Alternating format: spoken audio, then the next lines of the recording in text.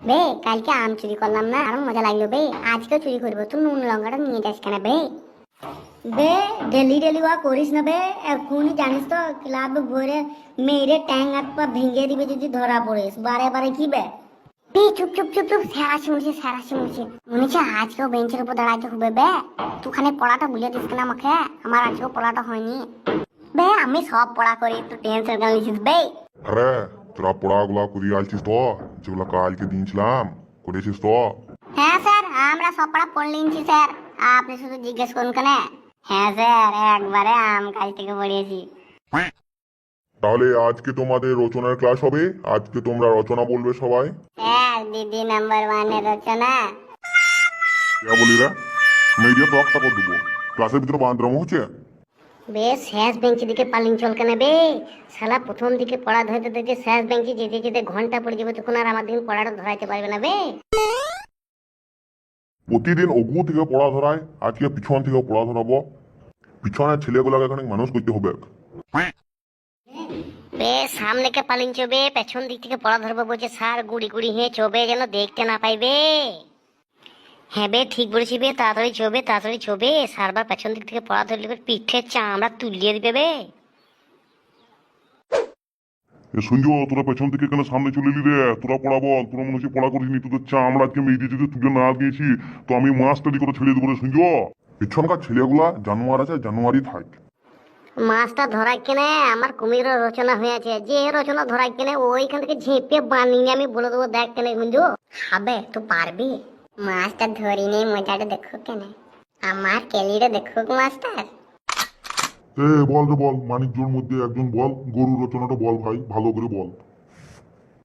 Sir রচনাটা আমি বলবো? হ্যাঁ বল বল, বা ভালো করে বল, পানটা যেন জুড়িন যায় তোর রচনা শুনি। গরু আমাদের গৃহপালিত পশু।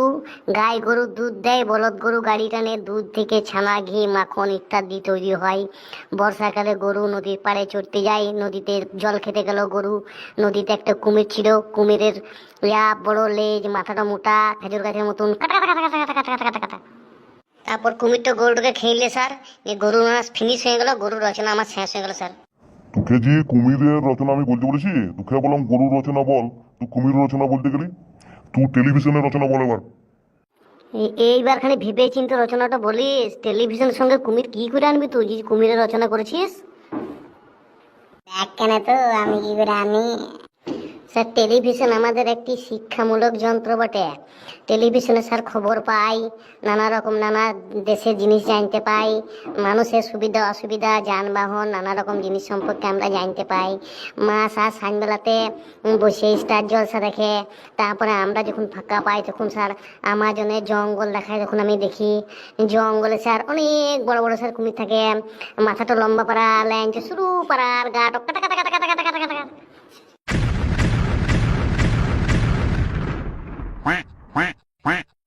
স্যার পুরো খেজুর গাছের মতন। এই বান্দরটা যে সবাই কুমিরের রচনা নিয়ে আসছে। তাহলে ভাবতে হয় কাঁড়া। তুই এবার বল তো মরুভূমির রচনা। দেখি সালা মরুভূমিতে কি করে কুমির নিয়ে আসছে ও। স্যার আমাদের ভারতবর্ষের সব থেকে বড় মরুভূমি থর। স্যার একদিন আমি মরুভূমি গেছিলাম। স্যার কি বলবো, প্রচুর রোদ, কোনো দিকে কোনো কিছু নাই, পানি নাই আর নাই, শুধু মরিচিকা আর মরিচিকা। হ্যাঁ দেখছি, এইবার কি করে কুমির আনবি? স্যার তুমি চারিদিক ধাঁধা করছিল, আমি চলে গেলাম পানির খোঁজে। স্যার তখনই দেখতে পেলাম একটা খেজুর গাছ। স্যার খেজুর গাছে যখনই আরাম নিলাম পেট্রো ঢেঁসা দিয়ে, স্যার তখন মনে পড়ে গেল এই কুমিরটার মাথাটা লম্বা পাড়া, লেজটা সরু পাড়ান স্যার, আর গাটা কাটা কাটা কাটা কাটা কাটা। স্যার পুরো খেজুর গাছের মতন। তাহলে বন্ধুরা ভিডিওটা কেমন লাগলো কমেন্টে বলে দিও, আর লাইক করে দিও, শেয়ার করে দিও, আর লাল রঙের সাবস্ক্রাইবার সুইচটা টিপে দিও। আগের ভিডিওটা বন্ধুরা আমাদেরকে খুব ভালোবাসা দিয়েছো, তার জন্য খুব ধন্যবাদ।